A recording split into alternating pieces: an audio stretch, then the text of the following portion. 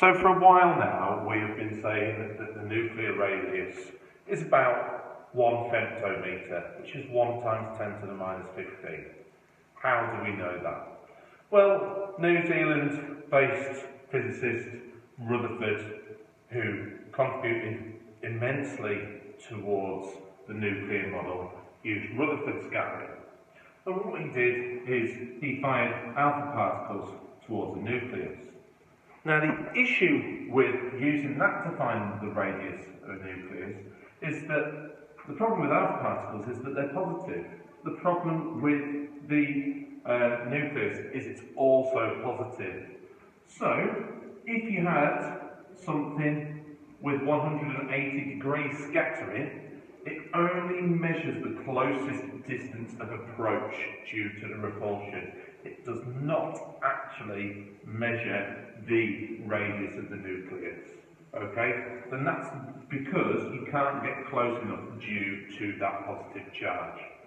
Now, this is related to Coulomb's law, and this is related to the equation where energy is equal to the charge of the nucleus times by the charge of the alpha particle, and all of that is divided by 4 pi, permittivity of free space, times by the distance of separation. And that distance of separation will tell you how the closest distance of approach is, but not the radius of the nucleus itself. So what we have to do is we have to use electron diffraction. Leptons, muons, tau particles are all leptons. And what we should recall from year 12 is leptons do not experience a strong nuclear force. They do not interact with that strong nuclear force that is in the centre of a nucleus. Okay? So, we can forget about closest distance of approach. We can actually use this to measure the radius of a nucleus.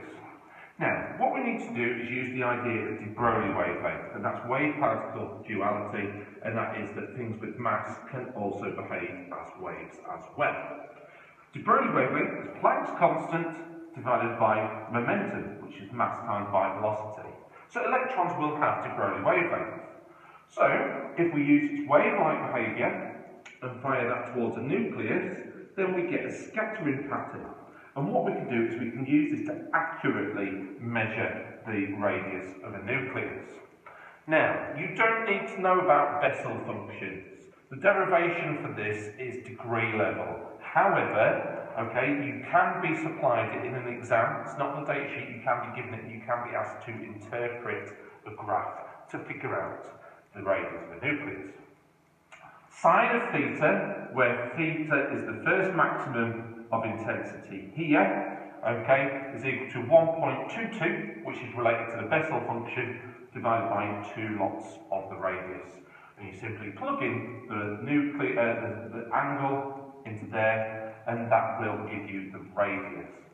So how is this actually achieved? What happens is we stimulate a wire to such a high temperature, it starts to eject electrons. And this is thermionic emission, thermi related to heat, and we need voltages of typically 100 megavolts. Now, the great thing about that is that's really easy to produce. Crikey, in school, we've got an EHT that can produce that kind of voltage. So that's not a problem. Now, in terms of the wavelength that you are stimulating of the electrons, that must be approximately a femtometer. Now, the reason why it needs to be of that order is so you've got the greatest diffraction effects, so you can measure easy enough. So it's really important that it's of the order of a femtometer when you do your measurements. Now, the brilliant thing about electron diffraction is it's got a greater resolution than Rutherford scattering. In order for it to behave and have a de Broglie wavelength, it's got to have a high amount of kinetic energy, and the beam must be monoenergetic. Now, what I mean by that is all the electrons must have the same kinetic energy, otherwise it'll interfere with that pattern. Okay? We need to make sure that we are kicking out stuff with the same velocity, and therefore we can interpret the graph. Okay? The other thing, and the final thing, is this, if this is a line of nuclei, must be thin. Otherwise, you are going to get different scattering effects, and that's going to be difficult to interpret. And what you get is this graph, okay? It would be symmetrical if you did this the other way, and it gives you a similar pattern to what you would expect with light diffraction, where you've got the concentric dark circles. And this is how electron diffraction is used to measure nuclear radius.